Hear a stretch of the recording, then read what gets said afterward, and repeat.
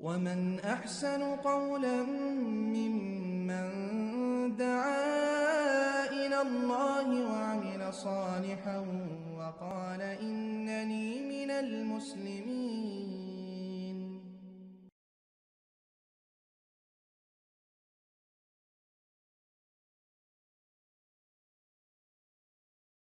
ওয়ালাইকুম আসসালাম ওয়া রাহমাতুল্লাহ। একমাত্র হজের নিয়ত ছাড়া কোনো নিয়তেই মুখ দিয়া বলা যাবে না, তবে অন্তরে আলাদা করতে হবে। এটাই হাদিস দ্বারা প্রমাণিত। যেমন সহিহ বুখারীতে প্রথম আছে ইন্নামাল আমালু বিন্নিয়াত। প্রত্যেক কাজটা হবে নিয়ত হবে, ডিপেন্ড করবে, ইনভলভ করবে।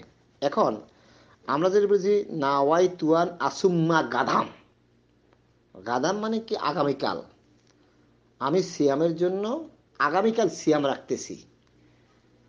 ভাতটা খাইলেন কবে? ফজরের আগে, বেসিক্যালি আজকা।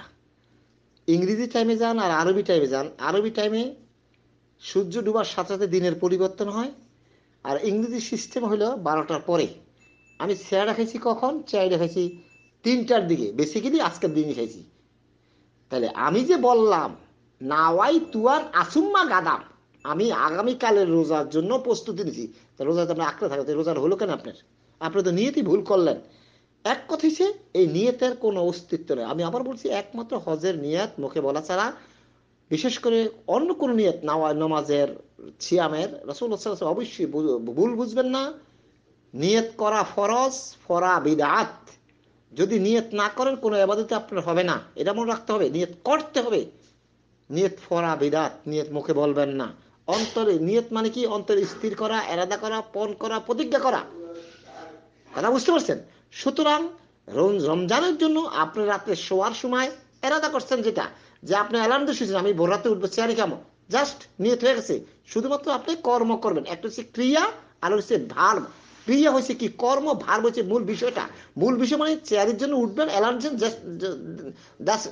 যথেষ্ট। কিন্তু ক্রিয়া হচ্ছে কি? কর্ম। উঠলেন, উজু করলেন, ব্রাশ করলেন, খানা খাইলেন, হচ্ছে কর্ম। সুতরাং অবশ্যই আলাদা করতে, যদি আলাদা না করে তাহলে কোনো কাজ হবে না। এবং কি আপনি যদি মনে করেন পুরো রমজানের রোজাটা এক মাসে যদি আলাদা করেন তাও হয়, কিন্তু যদি প্রতিমধ্যে রমজান ভেঙে যায় আবার নতুন করে আলাদা করতে হবে। এক কথায় নিয়ত ছাড়া কোনো কাজ হবে না। কিন্তু আমরা যে নিয়ত হচ্ছি এটা একটা মিথ্যা কথা, একটা বানানো কথা।